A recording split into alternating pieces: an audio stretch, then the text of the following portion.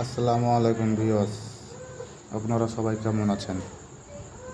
আমি এই কাজটা করেছিলাম প্রায় 4 বছর আগে। কাজটা কেন জানি হঠাৎ আজকে ওই এলাকায় গেছি, পরে দেখছি কাজটা কালার করা কমপ্লিট। পরে চিন্তা ভাবনা করলাম ভিডিওটা করে আপলোড দিয়ে দিই। এই জন্যই আপলোড করলাম। কেমন হয়েছে অবশ্যই জানাবেন, লাইক কমেন্ট শেয়ার করে দেবেন। আসসালামু আলাইকুম।